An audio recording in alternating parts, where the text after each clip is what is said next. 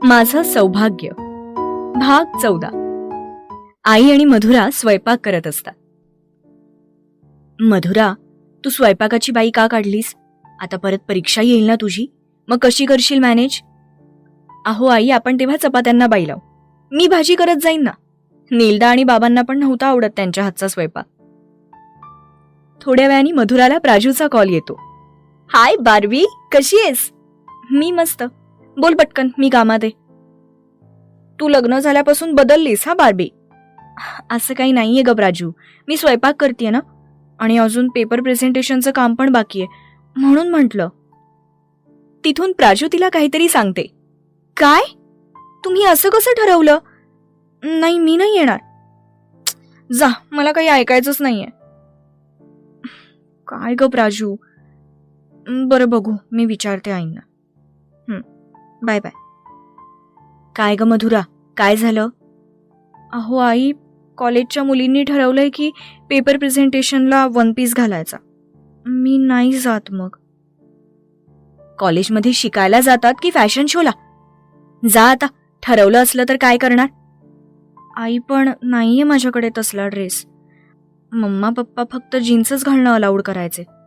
बरं ठीक आहे, बघूयात संध्याकाळी. तू तोवर तुझं प्रेझेंटेशनचं बघ. ठीक आहे आई. इकडे ऑफिसमध्ये. विक्रांत, मला बोलायचंय.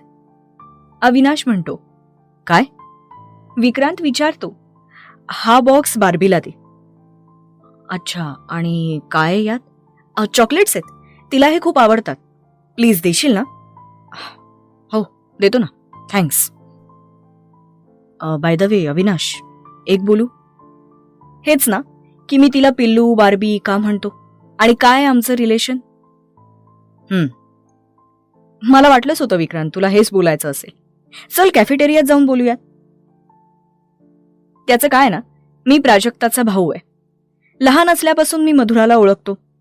तिच्या घरचं वातावरण खूप कडक होतं, म्हणून ती जेव्हाही आमच्या घरी यायची खूप एन्जॉय करायची, मस्ती करायची, अगदी मनमोकळं बोलायची, हसायची. रंगानी गोरी, लांब केस, गोबरे गोबरे गाल, म्हणून मीच तिचं नाव बार्बी डॉल ठेवलं होतं. निखळ, निरागस आहे ती. चांगलं वाईट यातलं जास्त काही समजत नाही तिला. अर्थात यात तिचा काही दोष नाहीये. तिच्या घरच्यांनी तिला कधी बाहेरचं जग दाखवलंच नाही. अविनाशचं असं मधुराबद्दलचं बोलणं ऐकून विक्रांतचा तर जीव वर खाली होत होता. मला मधुरा आवडायची, पण आमच्यात वयाचा खूप डिफरन्स होता, म्हणून मी गप्प बसायचो. पण शेवटी ठरवलं होतं, दुबईवरून आलो की तिच्या घरच्यांशी बोलायचं. तिचं शिक्षण होईपर्यंत थांबायची पण माझी तयारी होती, पण मी येईपर्यंत तुमचं लग्न झालं होतं. काय? तुला हे सांगताना काहीच वाटत नाहीये का? तुला कळतंय ना की तू हे तिच्या नवऱ्याला सांगतोय सगळं? विक्रांत शॉक होऊन जातो. हे काय आता नवीन? आत्ता कुठे आमच्यात काहीतरी चांगलं होत होतं, आणि त्यात हा कुठून आलाय? हे बघ, जसा तुझा भूतकाळ होता, म्हणजे तुझं होतंच ना त्या राधिकावर प्रेम, तसं तेवढं आमच्यात काहीच नव्हतं विक्रांत. हा, माझ्याकडून होत्या फिलिंग्स, पण तिला तर काहीच माहीत नाहीये यातलं. अरे, खूप दिवस तर ती मला आवीदादाच म्हणायची. एकदा दोनदा तर राखी बांधायला आली होती. पूर्ण दिवस मी घराबाहेर राहिलो होतो तेव्हा. खूप दिवस बोलत नव्हती. खूप मनवलं होतं, तेव्हा कुठे जाऊन राग गेला होता तिचा. हे एक बरं झालं, विक्रांत मनातल्या मनात म्हणतो. हे बघ विक्रांत, तू टेन्शन घेऊ नकोस. मला समजतंय तुझ्या मनात काय चालू आहे. हा काय मूव्ही किंवा सिरियल नाहीये. मी परत येऊन बदला म्हणून तिला घेऊन जाईन असं काही बोलायला. आलास तरी मी घेऊन जाऊ देणार नाही. विकी मनातच बोलत होता. अरे, ती खूप खुश वाटली तुझ्यासोबत त्या पार्टीमध्ये. तिच्या सुखातच माझंही सुख आहे. माझंच बॅड लक यार, मी लेट झालो. अविनाश म्हटला. पण तू, अरे मला पण बहीण आहे. माझ्यामुळे तुमच्यात काही प्रॉब्लेम नाही होणार हे मी आश्वासन देतो तुला. माझ्यावर विश्वास ठेव. थँक्स अविनाश. अरे थँक्स काय? हा, फक्त एक रिक्वेस्ट आहे. कोणती? तिला माझ्याशी ॲज अ फ्रेंड म्हणून बोलायची तरी परवानगी दे. अरे परवानगी काय? मला तर वाटतं मधुराने तिचेच डिसिजन स्वतः घ्यावे. ती तुझी पहिली जशी मैत्रीण होती, आता पण तशीच राहील. थँक्स. ओके, चल बाय. कधीतरी या जोडीने जेवायला आमच्या घरी. हो हो नक्की. आता पाहुणे आहेत घरचे, काळजी तर घ्यावीच लागेल ना आम्हाला. राईट.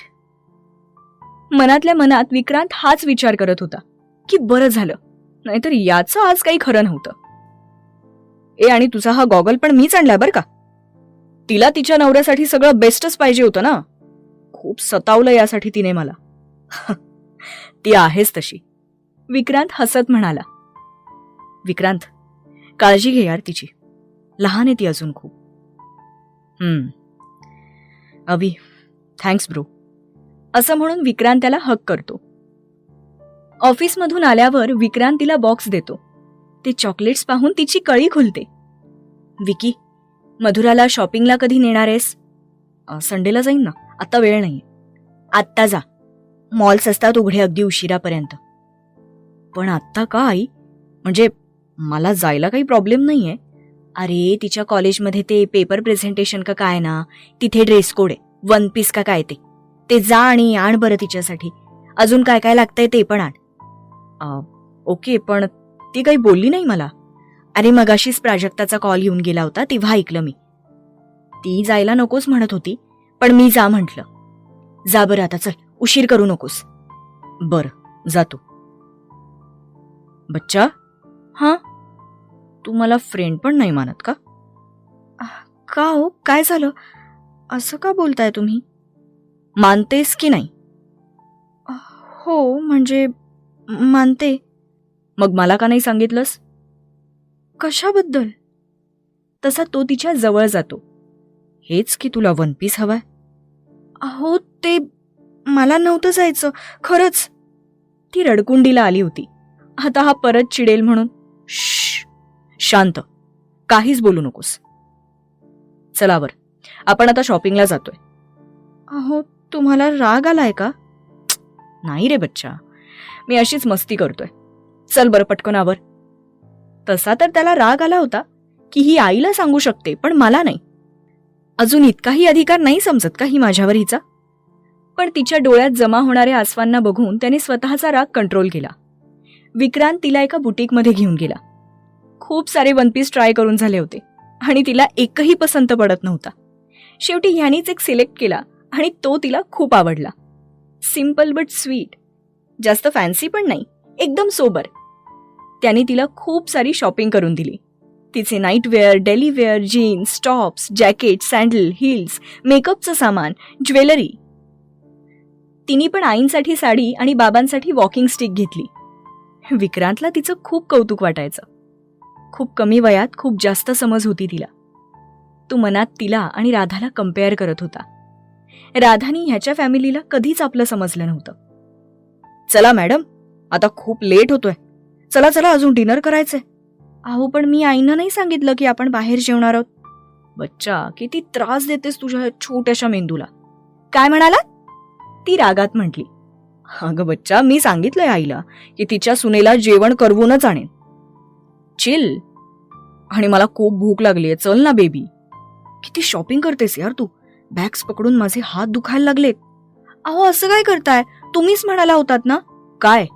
हेच की तू काहीच करू नकोस, सगळं काम मीच करत जाईन, अगदी बाहेरची कामं पण. आठवतंय ना? द्या बरं तुमच्या मोठ्या मेंदूला जरा त्रास. हो, म्हणजे म्हणालो होतो मी. मग थोड्या बॅग्स उचलल्या तर काय होतं? बच्चा, खूप बोलायला लागलीस का तू? हो मग, वकिलाची बायको आहे, सगळे पॉइंट्स लक्षात ठेवावे लागतात, नाहीतर मग लोक अशी फसवतात. ती कॉलर उडवायची स्टाईल करत म्हटली. बर, चला आता बाईसाहेब. तो डोळे बारीक करून म्हणाला. काही म्हणालात का तुम्ही? नाही बच्चा, खूप भूक लागली असं म्हणालो. ओके ओके, चला. काय जेवणार? चायनीज खाऊयात? ठीक आहे, चल. विक्रांत तिला मस्त चायना टाउनला घेऊन येतो. ती खूप वेळ स्टिक्सनी खायला ट्राय करत होती, पण तिला येतच नव्हतं.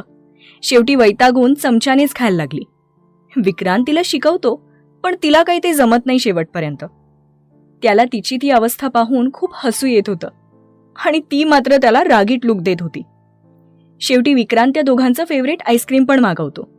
तेव्हा मात्र मॅडम जाम खुश होतात.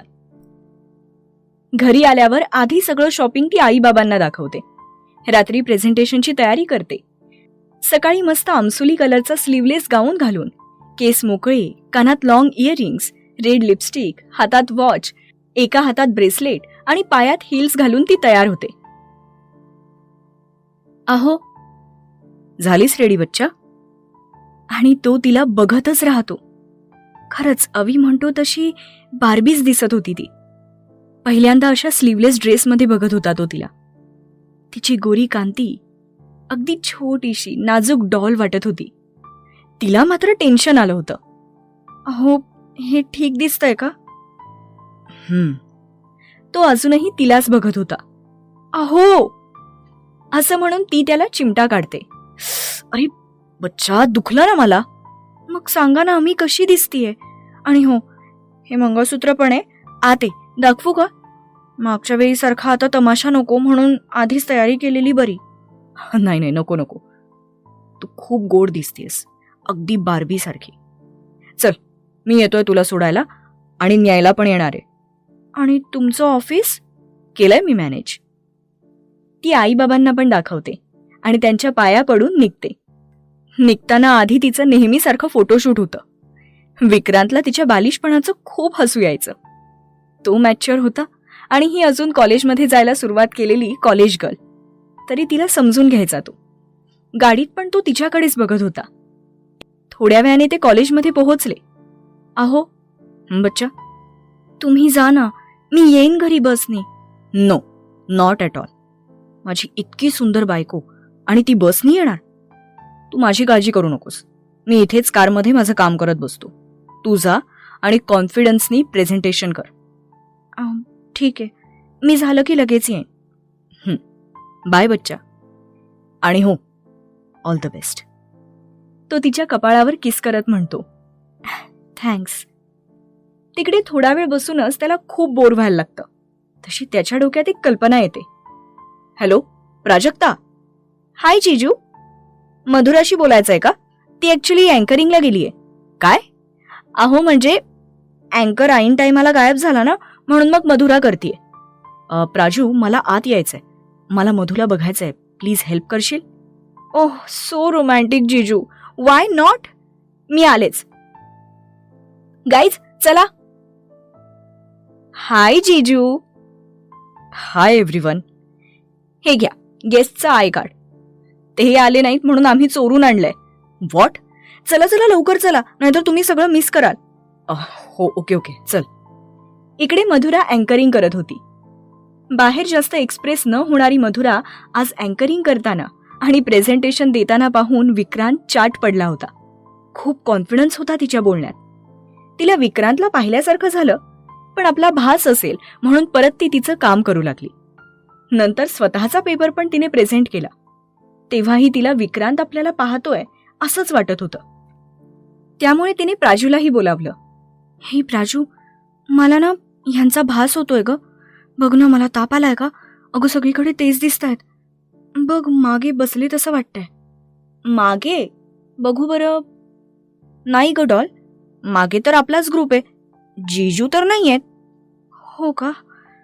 मग मला खरंच त्यांचे भास होत असतील का? खूप विचार करते बाबा तू तुझ्या नवऱ्याचा. तशी मधुरा लाजून म्हणाली. गप ग, काहीही काय तुझं. बघ ना, हे कधी संपणार? ते वैतागले असतील बाहेर बसून. कॉल पण करता येत नाहीये त्यांना. बर चल, मी जाते. प्रेझेंटेशन संपलं ह्याचं. काळजी घे डॉल, आम्ही इथेच मागेच आहोत. ओके? प्राजू थोड्या वेळाने मागे येते. काय म्हणत होती ग मधू? जीजू, तिला वाटतंय की तुम्ही भास आहात तिचा. प्राजक्ता त्याला सगळं सांगते आणि थोडी गंमत करायची आहे हे पण सांगते. बिच्चारा, या कॉलेजच्या पोरांमध्ये पुरता अडकून गेला होता. सगळे प्रेझेंटेशन संपतात. मधुराला सेकंड प्राइज मिळतं. तिचे सगळे मुवमेंट्स विक्रांत कॅमेरामध्ये घेत असतो. कार्यक्रम संपून सगळे कॅन्टीनमध्ये येतात. सगळेजण तिला पार्टी मागत असतात. ती विक्रांतला कॉल करते, पण तो तिचा कॉलच उचलत नाही. आणि अचानक तो तिला समोर दिसतो. अहो तुम्ही? मी तुम्हालाच कॉल करत होते. यावर तो काहीच बोलत नाही. मागून प्राजू म्हणते, हे डॉल, कोणाशी बोलतीयस? अगं हे बघ ना, ह्यांच्याशी.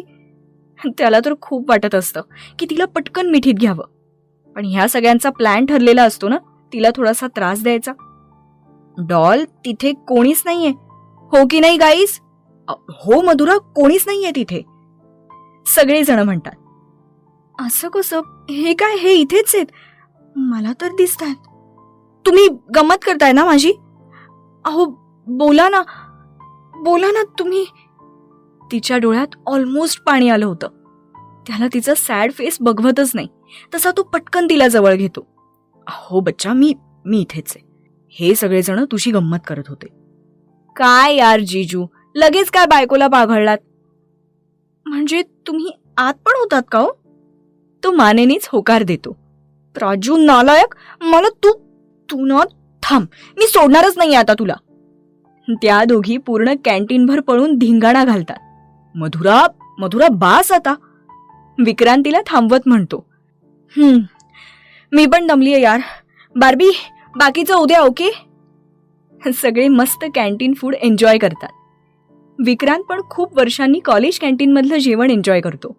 बच्चा, लेट होतोय, निघायचं का? बच्चा, सगळे एकसाथ ओरडतात. काय हो, तुम्हाला सांगितलं होतं ना मी, मग का बच्चा म्हणलात? आता हे लोक माझं जिणं हराम करतील चिडवून चिडवून. ती त्याला रागात सांगत होती. तसा विक्रांत खोट्या खोट्या रागात म्हणतो, कोणी माझ्या बायकोला बच्चा म्हणायचं नाही, हा फक्त माझा अधिकार आहे.